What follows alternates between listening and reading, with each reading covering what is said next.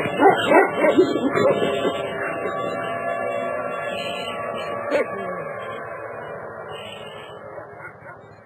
listening to The Hour of the Time, and I'm Prue.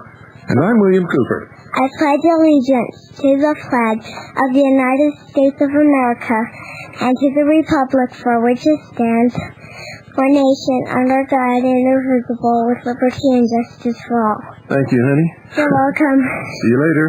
Okay, bye. That was quite a sprint, huh? Yeah. Ladies and gentlemen, if you think you won on the Anti-Terrorism bill, you are sadly mistaken. And I mean sadly mistaken. We haven't won anything. As a matter of fact, we're all out of breath around here. Pooh had to run to get to the microphone to do her pledge on time, and I've been running around trying to find a loose connection, and found it just seconds before we went on the air. And that's luck, believe me. I didn't have any mic. The House of Representatives passed H.R. 2703 on March 14th with the Bob Barr Amendment, which removed some of the most egregious attacks on the Bill of Rights, which were originally included. If you think you won, you didn't. Even as passed, it is a terrible, un-American, dictatorial piece of legislation, police state type of stuff. They can't pass anything that can make the laws any stricter that would give them any edge on finding any terrorist anywhere, in or out of the country. Doesn't make any difference. They have all the laws that they need to be able to enforce the laws that we have, which we have laws against everything that terrorists do, and laws within the restrictions of the Constitution that allow law enforcement people to do what they need to do to catch these people.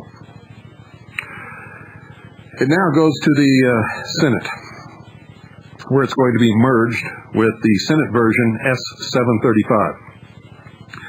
passed in 1995. That's S-735, which was passed in 1995. Some or all of the provisions bashing the Bill of Rights could be put back in. But let me tell you something. If you think it was hard to get this thing, to get our way on anything in the House, wait till you see how difficult it's going to be with the Senate. The Senate are the big money people. And you need to contact the members of the House Conference Committee immediately. We don't know when the House Senate Conference Committee will meet, but we can be certain that it will not be publicized. You can thank Henry Hyde for introducing, after the passage of H.R. 2703, his motion to insist on the House's amendment to S-735. So ask each of the following House committee members to also insist on the House version. So call Henry Hyde, William McCollum, Stephen Schiff, Bob Barr, Howard Berman, John Conyers Jr., Charles E. Schumer. Well, on second thought, not much we can do with Schumer. Schumer's insane. He's not an American. In my estimation, he's an out-and-out treasonous, scumbag, sucking socialist puke who is one of the most evil people that I've ever encountered in my life.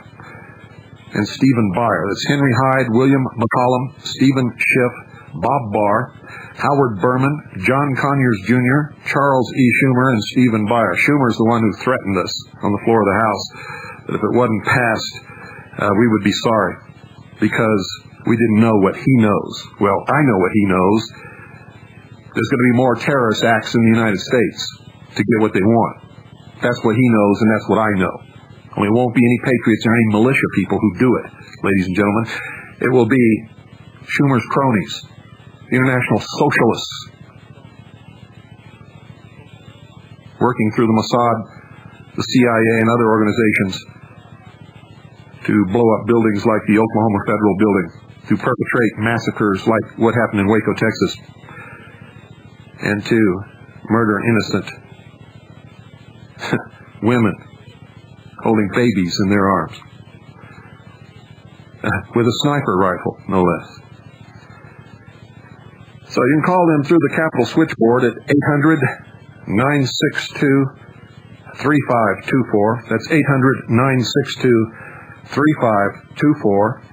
Or 800-972-3524. That's 800-972-3524. Or 800-872-8513. That's 800-872-8513. Or you can write them at Washington, D.C., 20515. Just put their name, Senator, the House, the state that they're from, at Washington, D.C., 20515. And also start pinging on your senators now. Tell them that you want whatever anti-terrorism bill that comes as a combination of the two to the floor of the Senate to be defeated. And no way should it be passed. And you need to do that immediately, folks. If you don't act on this, if this thing gets through, we might as well just keep getting ready. That's all I can tell you, because it's just going to keep getting worse. If you read my book, you know it wasn't a coincidence. But for those of you who didn't read my book, and my book's been in print for, about 5 years now? 5 or 6 years? And I said in there exactly what was going to happen. You really believe that it was a coincidence that when they were all together trying to come up with ways to defeat terrorism, that some nut who was being treated by a psychologist was killing children in Scotland? Do you really believe that? And there's a spate of terrorist bombs in Israel and London and other places? Well, I'm going to tell you something. If you do believe it, ladies and gentlemen, if you believe that that's a coincidence, then you are lost in sheeple land. You have been hoodwinked. The wool is covering your eyes, and you had better pull it off before you go blind. Don't go away. I have a special guest tonight. Her name is Kathleen Marquardt. She was on radio for a while. I've been trying to get her on this broadcast for about a year and a half, and finally just located her today. Actually, she located me today through friends, Gene and Lee up in Wisconsin, who arranged for her to call me. And after a year and a half, she's here. And you're not going to want to miss one single thing that she has to say. So we'll just set the scene right now. See, most of you aren't doing anything about any of this because you're scared.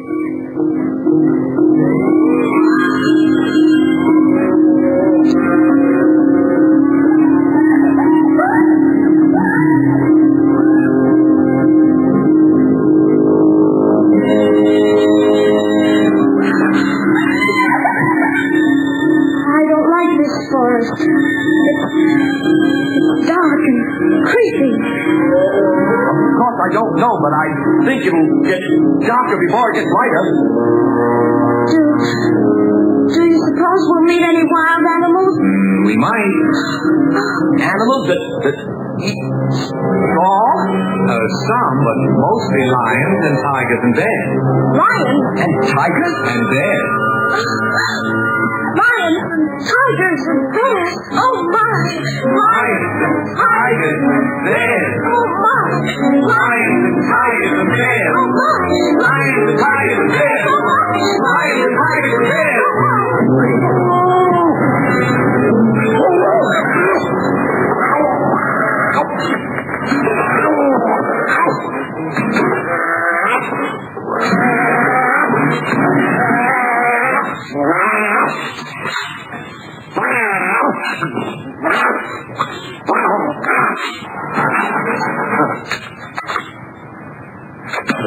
Put 'em up.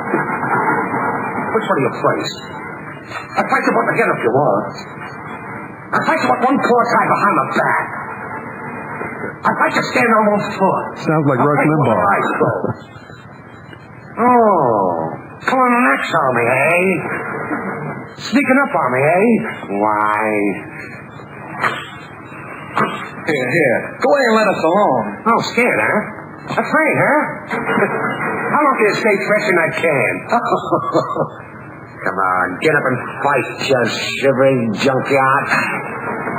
Put your hands up, you lopsided bag of hay. Now, that's getting personal, Lion. Yes. Get up and teach them a lesson. Well, what's wrong with you teaching them? Well, I hardly know them. I'll get you anyway, Pee-wee.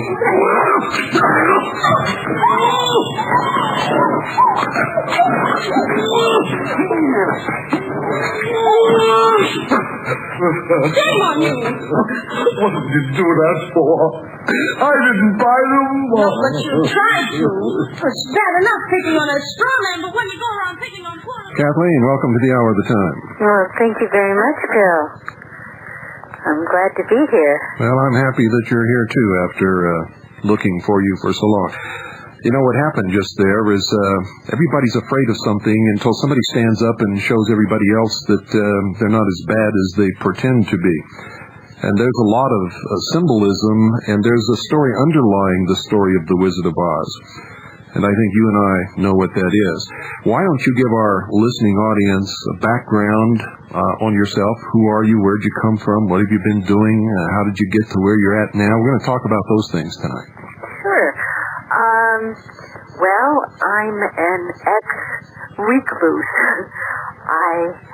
When all of this started for me, I literally was afraid to speak up. I was a very quiet person, and we were living in a suburb of Washington, D.C., and my daughters were both in junior high, and the younger one came home from school one day in tears, vowing to never return.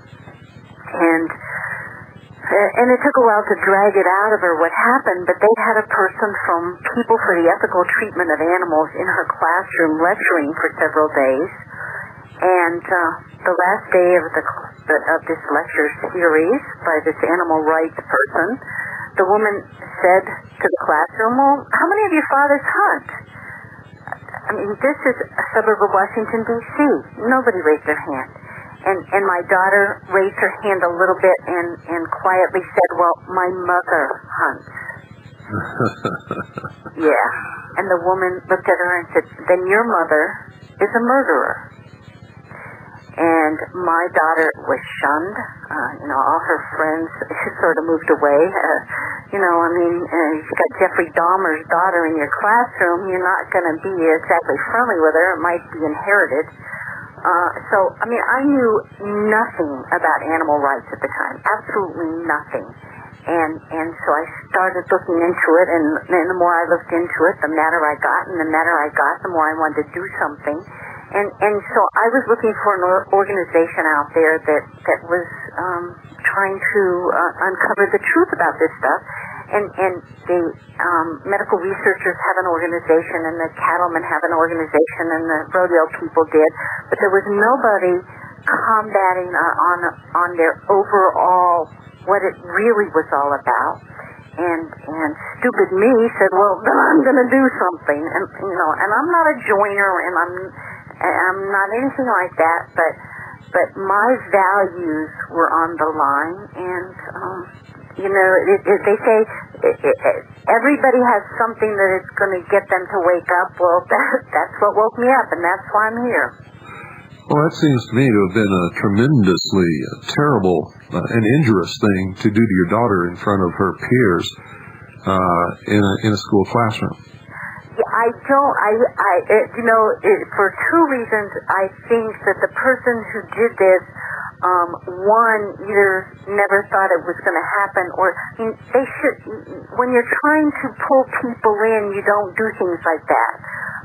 Two, I'm hoping that because they got me pissed off, they regret ever having done this. Well, I'm sure they do. Folks, the reason that I was looking for Kathleen for a year and a half is somebody, one of you, I don't even remember who, sent me a tape of one of her broadcasts, and I was amazed.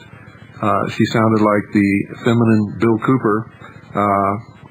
on radio addressing many of the same issues that I address in the same manner that I address those issues, and I thought, well, here is a fellow soldier in arms, and I want to get her on my broadcast. Unfortunately, something happened. Where were you broadcasting it? The network was broadcasting out of Boston. And what network was that? I blanked it out of my mind with such an interesting Talk America. Okay, Talk America. Okay. Okay. And how long had you been broadcasting, Kathleen? Was that your first station or your first broadcast? It was the first. We were on the air for, I believe, 4 months. And you made quite an impact. Not only did I get a copy of that particular tape, but later on I got other copies of tapes, and I began to get letters from people telling me about your broadcast. Why don't you tell us about what you were doing on that broadcast and how you were doing it? Well, we called it grassroots radio, and what I was doing is addressing the issues that are important today: property rights, environmentalism, outcome-based education, Clean Water Act, you name it. What I tried to do was get both sides on as often as possible. Not every day, because screaming matches get a little tiring. But I wanted people to know the truth. I want the facts. I don't want people's emotions or mysticism fogging the issue. I think we have too much of that today. Basically bringing out the truth, just turning over the rocks and letting the sun shine in and let people find out what is going on. And they would come on your show thinking that you were sympathetic. Is that what they thought? No, people don't. They understood what you were doing. People know where I'm coming from. The Greenpeace has a book called The Top Anti-Environmental Organizations, and believe me, I'm in there. They all know me. Earth First knows me. How did they have the guts to come on your show? Because they're such liars, and anybody can pick apart most of their argument. Not all, because they have some legitimate arguments. But how did they have the guts to come on your show? And see, I try to get these people on my show, and they won't even think about it because they know what I'm going to do. When you confront them with the facts and figures and documentation, they just literally fall to pieces. And I imagine that's probably when the shouting matches started, isn't it? Oh, very, very much so. What I find amazing is these people have never been confronted before with facts. Usually people get emotional. You don't like my fur coat? Well, blankety blank you. I don't like your this. Instead of saying, wait a minute, let's reason this out. Yeah. And they're not used to that. And I understand. One thing is, and it's very important for your listening audience to understand, is you've got to get educated. The whole answer is to be educated. The first time I debated an animal rights person was at the University of Georgia, and I was scared to death. And I got up there, and I kept waiting for something. I just kept waiting. They're going to wipe me out.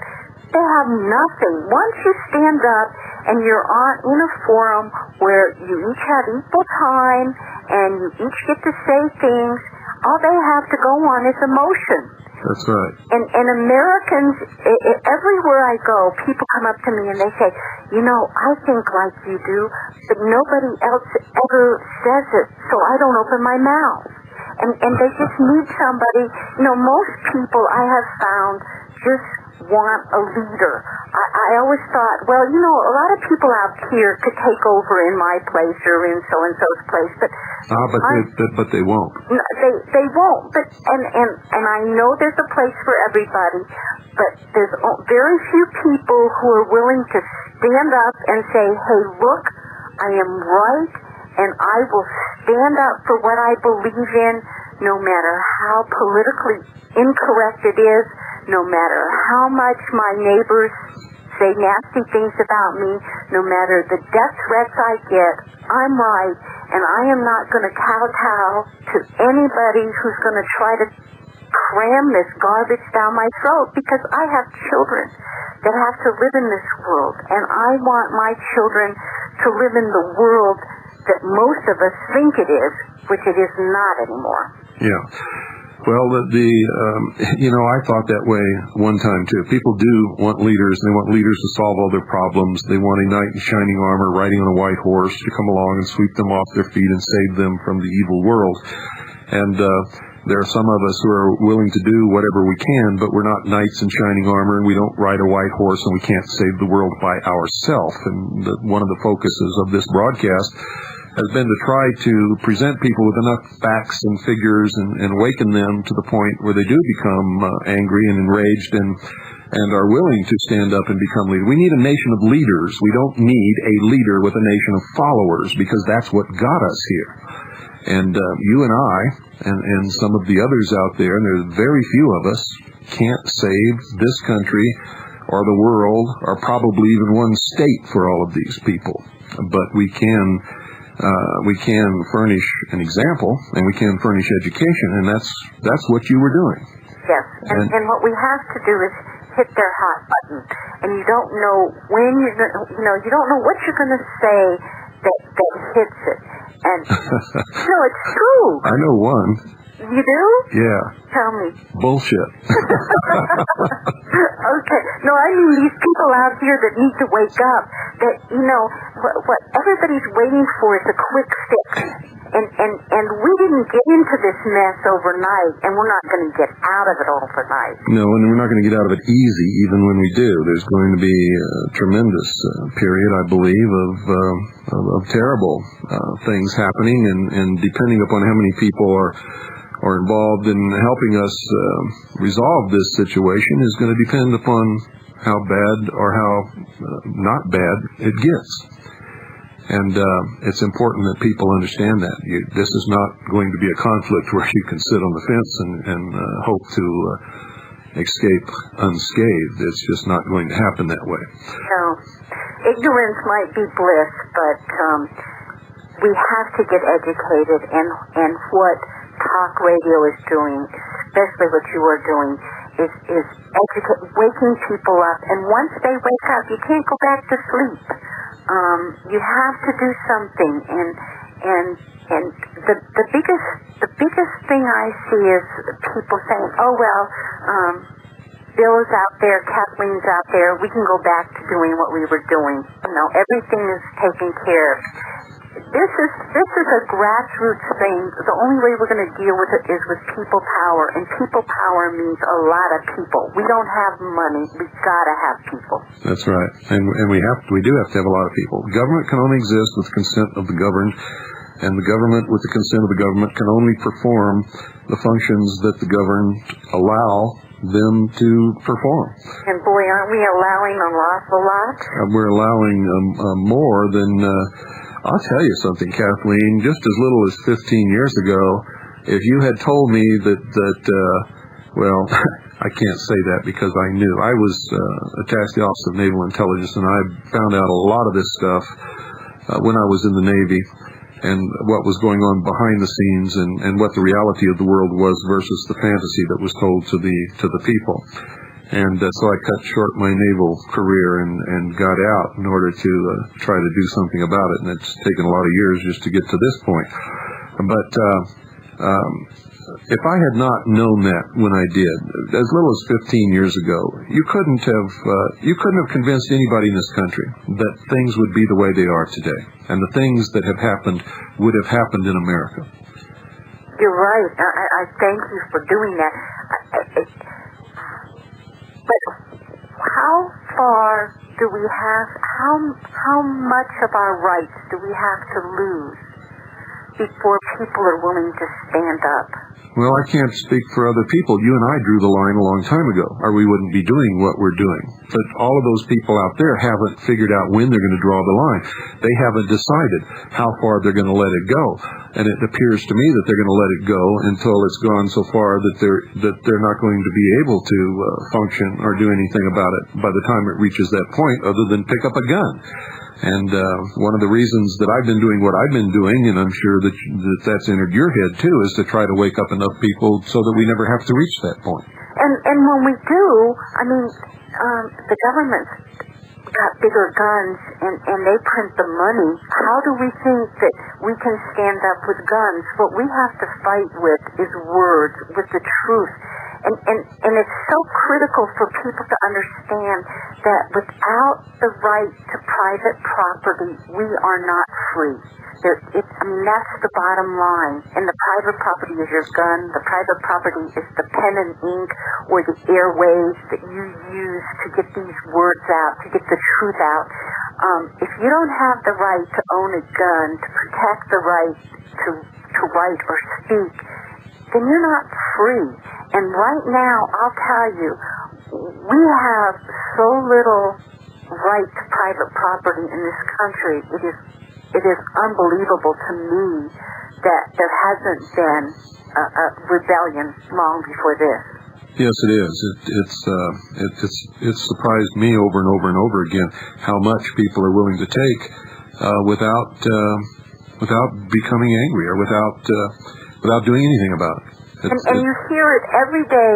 If you listen to television, and I turn it on maybe a couple times a year, but people are saying, they say, aren't you fed up with the taxes? And they say, look, if my paying a little more taxes will help people that are on welfare, or will help this, will help that, and you just want to take a hold of these people's shirts and shake them and scream. Don't you understand what you're doing? You're not helping anybody. What you're doing is you're helping put the bonds of slavery on yourself. Yes, and they also don't understand that they're helping to enslave those people who are hooked and dependent on things like welfare even more. Because welfare is a form of euphemistic slavery, just like drug abuse, or I should say drug addiction, or anything else. Once somebody becomes so dependent upon something that's outside their control, they no longer are free, and they no longer have any control whatsoever. And they may think that they're being benefited by what's happening to them, but in the long run, they're not. Look at what has happened to these people who have become, through a couple of generations, addicted to the welfare system, or addicted to drugs, are addicted to other forms of dependency. Look what's happened to them. They have no self-esteem. They have no ownership of anything of their own. They cannot travel freely because then they can't get their welfare check. They have to obey the rules. They are restricted in what they can have. For instance, if they have a car, they have to sell the car before they can get their next welfare check. And if they get X number of dollars for that car, then they have to turn it in to the government in reimbursement for the welfare that they're getting. And in order to get ahead in this world, they literally have to plan and have children that they don't want in order to get more money in their welfare check. Now, I think that is it's sick. It's sorry. It is sad. It is pathetic. It is demeaning. It is dehumanizing. It is everything in the world that I can think of that is against what we should be striving to do. Yep. And before the welfare system was created in this country, sure, we had some unemployment. Sure, we had some poor people. But I've got to tell you, it by no means was anything near what we have today that was created simply because people could get something for nothing. And do you notice also, you know it doesn't work, I know it doesn't work, most people out there know it doesn't work, and what's the answer to it? Put more money into it. Give them more benefit. And I'm like, what I don't understand is where is the thinking? If something, the Edsel didn't work, did Ford say, well, let's make it bigger and fancier? They said, no, shelve it. Get rid of it. Let's start all over again. So why isn't our government saying, this whole welfare system that we set up does not work. In fact, it's doing the opposite of what we want. Why don't we just undo it? I mean, I guess government doesn't work that way, but where are the people that are supposed to be saying enough is enough? Well, I don't know, but we're going to take a break. We'll be right back after this short pause. I could while away the hours, conferring with the flowers, consulting with the rain. And my head I'd be scratching while my thoughts were busy hatching if I only had a brain. I'd unravel every riddle for any individual in trouble or in pain. With the thoughts you'd be thinking you could be an Martha Lincoln if you only had a brain. Oh, I could tell you why the ocean's near the shore. I could think of things I never. I would dance and be merry. Life would be a king of dairy if I only had a brain. Ladies and gentlemen, the Hour of the Time is brought to you, as usual, by Swiss America Trading. Our people in Phoenix who care enough to provide the very best, to steal a phrase. They're the ones who have sponsored this broadcast for at least 3 years. I'd have to go check my records to find out when they started. And when they burned WWCR to the ground on the very night, and because of a statement that I made telling the American citizens that if we did not go en masse to Waco, Texas, and stand between the Davidian Church and the federal officers, they would murder everyone in that church. Swiss America Trading did not even flinch. They immediately mustered their forces and within 24 hours found me another station, WRNO in Louisiana, to broadcast on until WWCR could rebuild the station. They have weathered the storm with us, ladies and gentlemen. They guarantee what they do. They tape every phone call, every deal. Before they send anything that you purchased out, they call you again and go over the terms of the agreement again, and that conversation is taped so that everybody understands what's happening. Nobody can lie about anybody else. It's all on tape. They're the only ones, folks, who have a buyback policy. The only ones who have a buyback policy. They're willing to take a risk that if gold and silver goes to nothing, or platinum or anything else you purchase from them, goes to nothing tomorrow, they will buy back whatever you've got at the pre-agreed upon price. Now, you can't fault a deal like that. They're also the only ones in the world that not only back the radio host, but the radio host backs them. You see, folks, if you ever feel you've been cheated or mistreated by Swiss America Trading, you call me. I'll get on the phone to Craig Smith, and I guarantee you it will be fixed. We'll listen to the tapes. We'll find out who was right and who was wrong. And if they were wrong, they will make it good. If they don't, I will. You see, that's the way I make sure that everything is fine and nobody can ever fault what we're doing here. They pay for the airtime. They don't pay me one penny ever, never have, never will. I hope you understand what kind of special relationship that is. They care enough about you to sponsor this broadcast, which is the most politically incorrect broadcast in the world. Rush Limbaugh read the memo on the air where the president said that I am the most dangerous talk show host in America by name.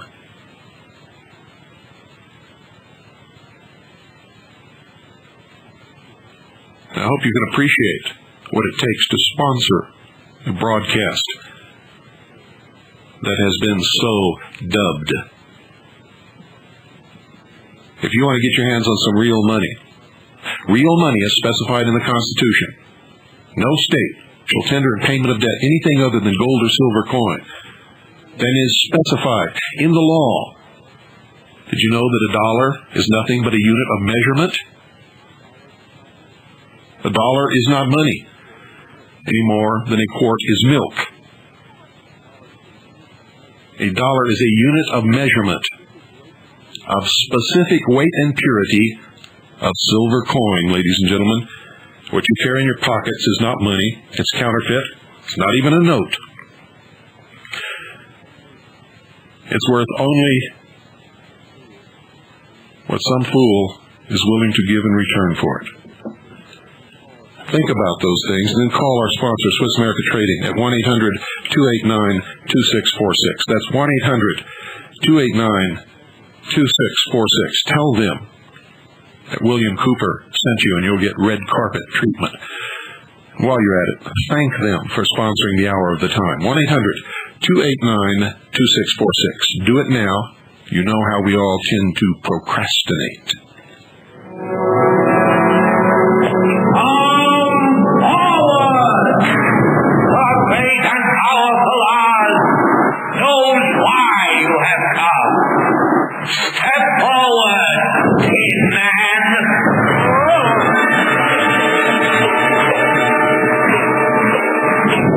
You dare to come to me for a heart, do you? You clinking, clanking, clattering collection of collisionous junk!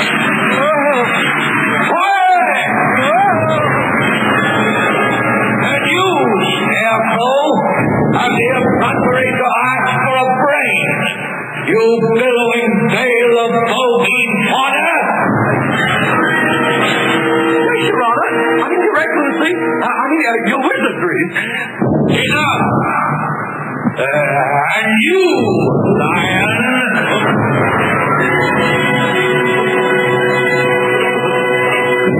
Well? You ought to be ashamed of yourself, frightening him like that when it came to you for help. Whippersnapper! The beneficent Oz has every intention of granting your request. What did he say? What did he say? But first, you must prove yourself. There's always something to it, isn't there? Always. How long were you broadcasting on that network, Kathleen? About 4 months. About 4 months. Right. And you garnered quite an audience, didn't you? I think so. And a great measure of fame and Notoriety? Notoriety. That was the word I was looking for. Some people would call it infamy. They do. And what happened? Well, you could probably tell me better than I can tell me. Well, you were doing too good of a job. You were really stirring up the pot. You know, when you cook a pot of beans on a campfire, you're not supposed to stir the pot. Did you know that? No. If you do, because the campfire is usually so hot, I mean, you can stir it up to a certain point. But if everybody walks off and comes back to the campsite a couple hours later and you left the beans on the fire so that you could have supper when you returned, you're not supposed to stir the pot, because I guarantee you that there's some burned beans down on the bottom. Right. And when you stir the pot, they come up and get into the part that everybody's going to eat, and then it's no good. So you stirred the pot, didn't you? I sure did. And so they had to put a halt to you in some way, and that's what happened. A fellow by the name of Lieutenant Colonel James Bobo Grits. We call him Bobo Grits here because we know who he is and what he's up to, and we believe that he's a bobo if he thinks that we're stupid enough not to catch on to him. And we call him Grits because when the good old boys really find out and understand it, I mean really understand it, they're going to have him for breakfast, and where I come from, that's Grits. So he pulled some monkey shines along with his cohorts and got you kicked off the air and took your time slot. Well, I'll be back on the air one of these days. Well, I hope you will be. And I'm making an appeal right now for anybody out there who has airtime to sell or who knows of a spot on radio where this wonderful woman could fit in, and a sponsor or two, or I don't know if you could you foot the bill for a while, Kathleen? We can foot it for a while, yes. Okay, and I'm sure you could find a sponsor as one would materialize. But if anybody out there knows of anybody or any station or any network or any satellite or whatever that has time available, contact me, and I will forward that on to Kathleen, who will check in with me from time to time, I'm sure, won't you? Well, you better believe I will, and I thank you for putting out this call, because I am really trying to get back on the air. Well, I want you back on the air, and any American worth his salt understands what's going on, and especially if they've ever heard you on the air, wants you on the air also. So we'll try to do that. Terrific. Why don't you tell us what you're involved in now? What are you specifically doing right now today? Well, I'm trying to write a second book, and my working title is Property Rights is Human Rights is Property Rights, and dealing with that whole issue. I'm really trying to get people to understand the need to get the United States out of the UN. The UN wants to do a global tax on international monetary transfers, to tax on travel between countries, to do a green tax on anything that's environmental.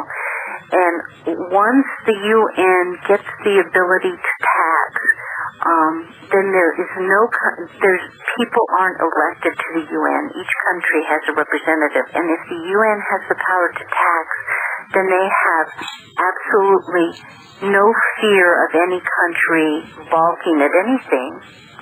They're in supreme command. Yeah, no fear of getting not reelected or anything like that. None whatsoever. And besides the fact that the U.S. foots most of the bill, or the biggest portion, some 30 or 40% of the UN's expenses, even though we get only one vote out of whatever, there's 185 nations or something now in it.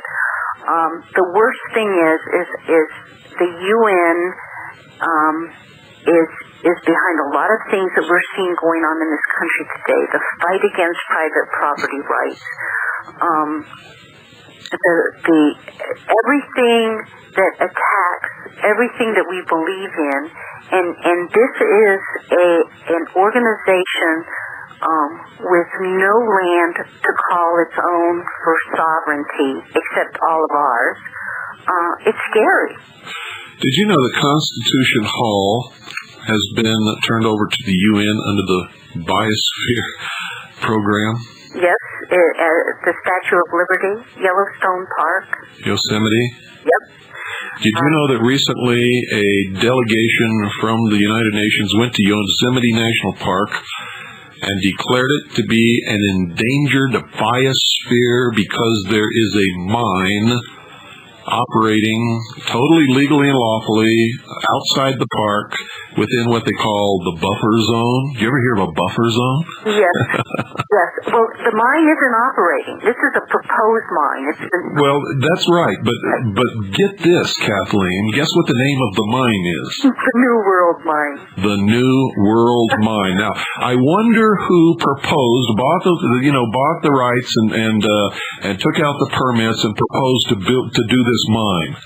Interesting, isn't it? That named it the New World Mine, and just coincidentally, right when an inspection team was coming from the UN in order to declare this whole national park, Yosemite National Park, which belongs to the United States, by the way, little Freudian slip of the tongue there, belongs to the United States, an endangered biosphere reserve. Well, the whole world to them is an endangered biosphere reserve. These people are liars and manipulators. I'll guarantee you it was the people who are bringing about the New World Order who engineered the mine and named it the New World Mine. that very well could be true. Just like it was them who somehow brainwashed that poor guy in Scotland to kill those children just when they were having the summit meeting on terrorism. Isn't it interesting that these things happen all the time? I said it would happen in my book when I wrote it. And I wrote the book.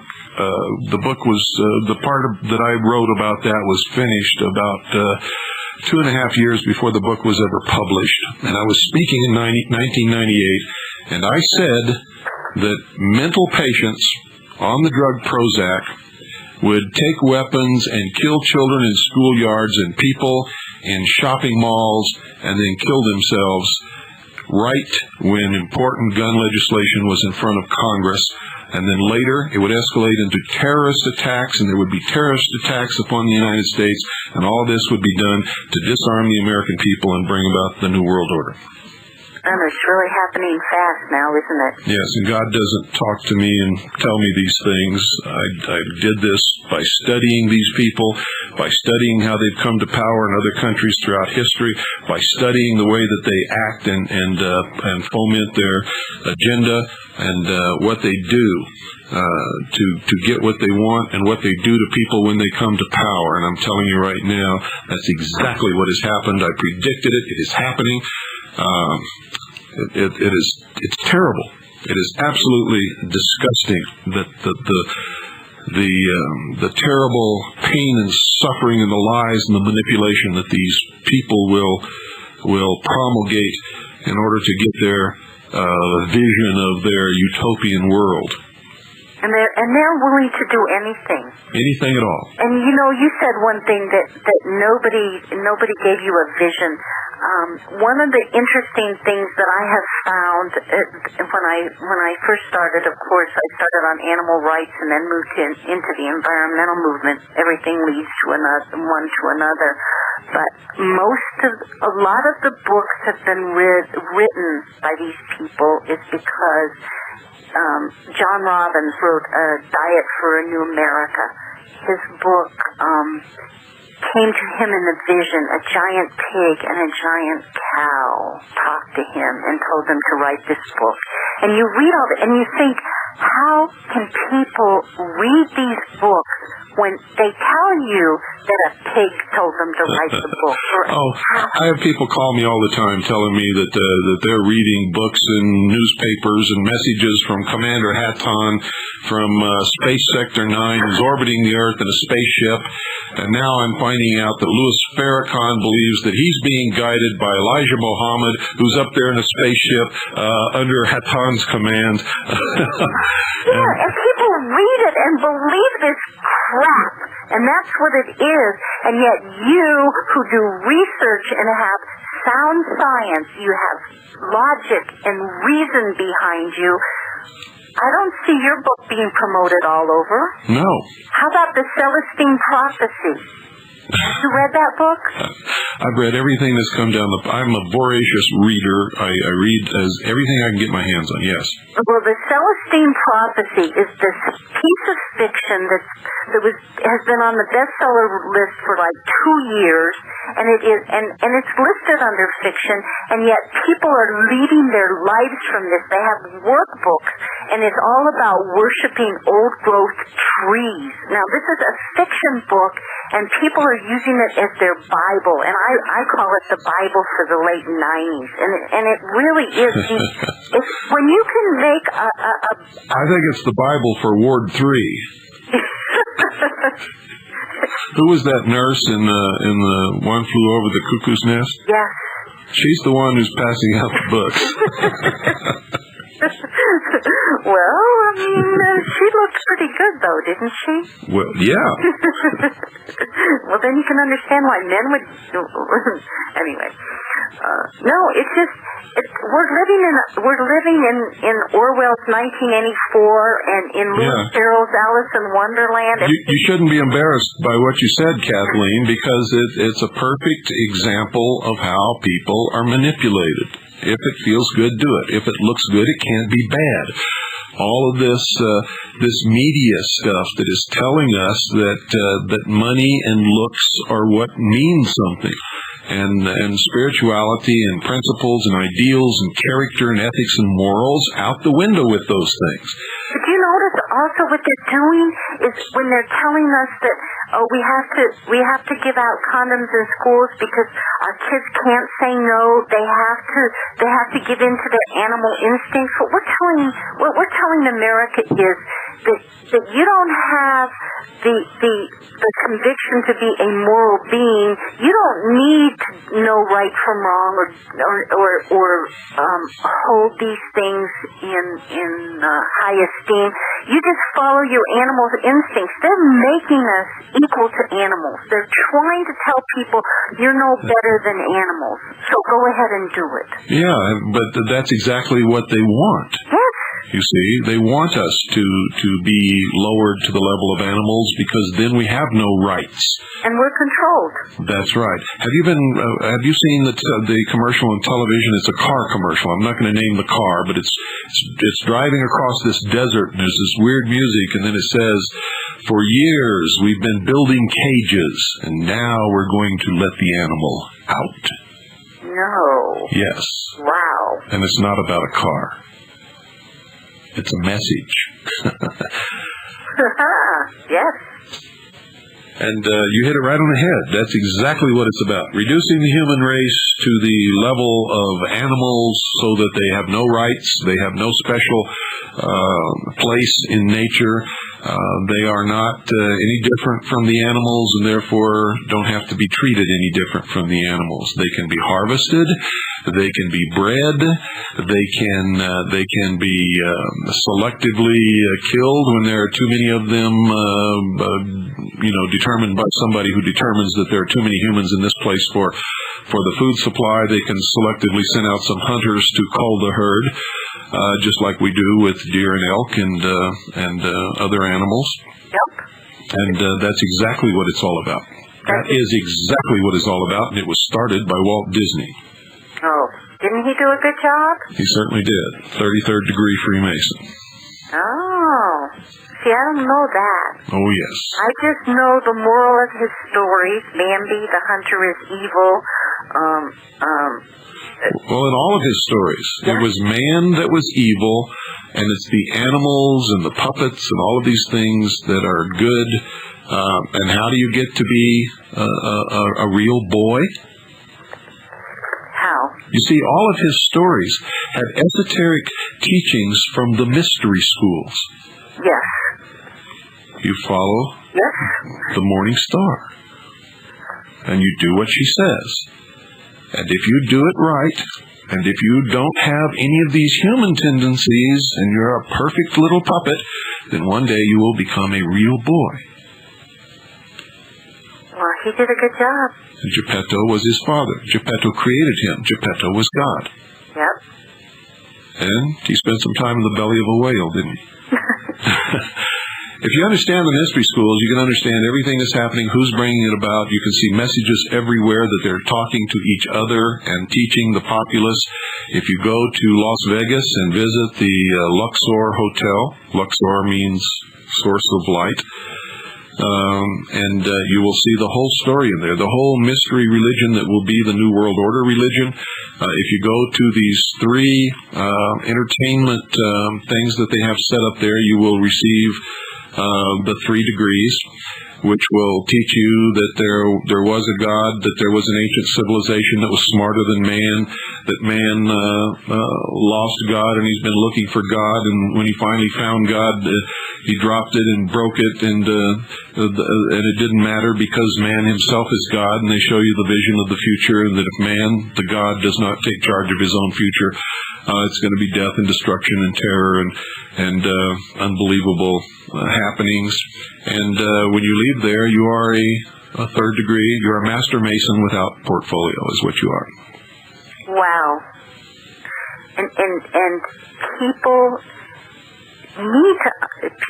need to hear this. They need to understand. They need to open their eyes and realize that we're going down the wrong road. And you look at the countries that believe in these kinds of things, in mysticism, and you see where they are. India, the Far East, the Eastern countries that believe in mysticism.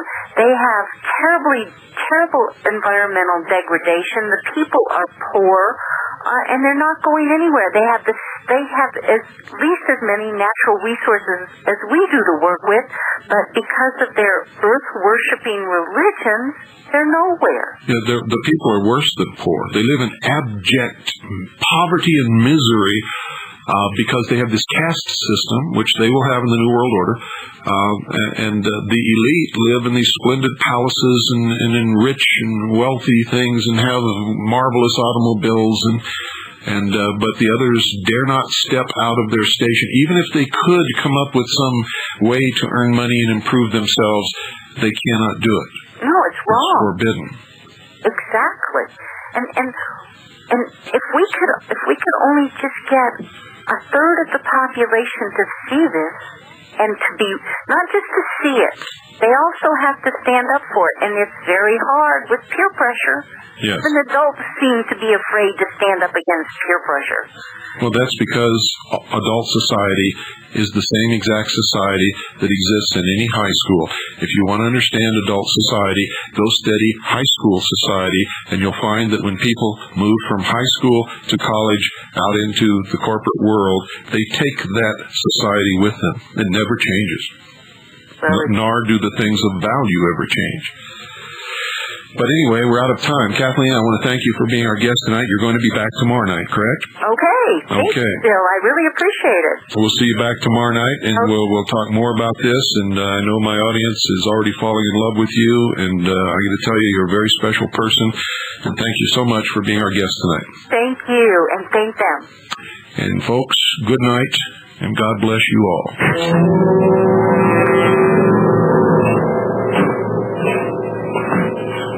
Why have you come back?